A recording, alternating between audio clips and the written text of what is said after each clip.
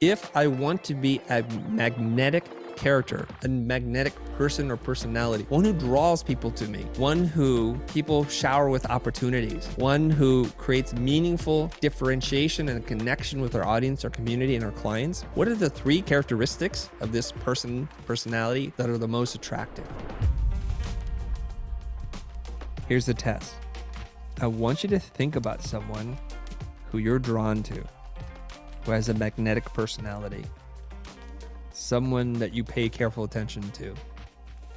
Okay, I want you to visualize this person in your mind. Now, there's one part of it which is going to have to be a given. Magnetic people make media. The 3 M's there. Magnetic people make media. This could be written articles, writing books, taking photographs, doing podcasts, making videos. And that might be the first clue as to whether or not you're going to be a magnetic person or not. You have to commit to publishing your thoughts in any form possible. It doesn't matter how you do it, through drawings, through graphics, but you have to communicate what's up here, share with people your story, how you frame the world, your opinion, your criticism, whatever it is, you must publish content. Think about this person again and look at your checklist, see if it's true. One of the things that we do in critical thinking is we come up with an idea and we try to disprove our own idea. We check it immediately. We don't wait for other people to tell us like, oh, your logic's a little bit off. You should attack your own ideas with the same rigor that you would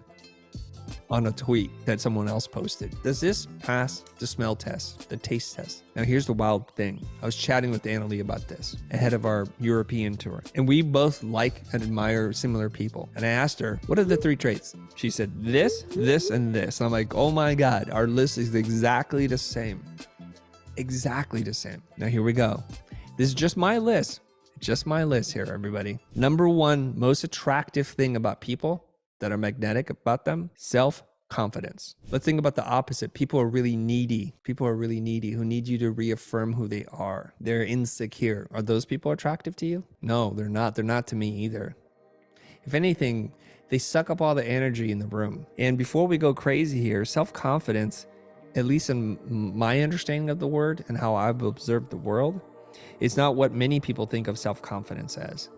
Self-confidence isn't a person who walks in who's totally like in shape, square jaw, or just beautiful figure, wearing a bright colored suit and just swings the hair about or no hair at all and just says, look at me, I'm more important than you. To me, that's the opposite of self-confident. Now, it's okay to wear your hair and heels and no socks, and those are stylish or style decisions, no problem.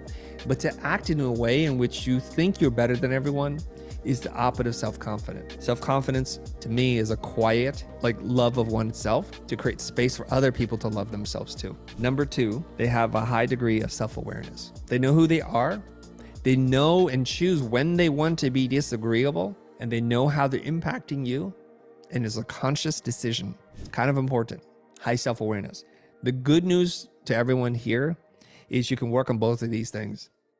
These are not things where I have to tell you have to grow taller. Having high self-awareness means you know how you interact with the world, and you can create space for other people. You know when you cross the line and you want to step back, or you know when you chose to cross the line and do not want to step back. The last one is surprising to many of you. There's not some universally accepted principle.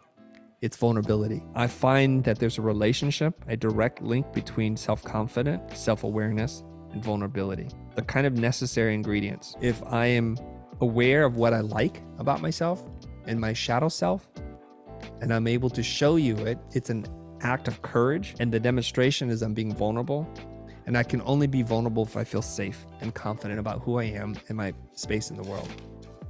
Kind of interconnected ideas. People who show up 100% who they are, create space for others, knowing and choosing when to be what parts to whom, and being okay with all of it. So these are things for you to think about, because I want for all of you who want this for yourself, and I don't know who wouldn't want it, to create a stronger profile for yourself.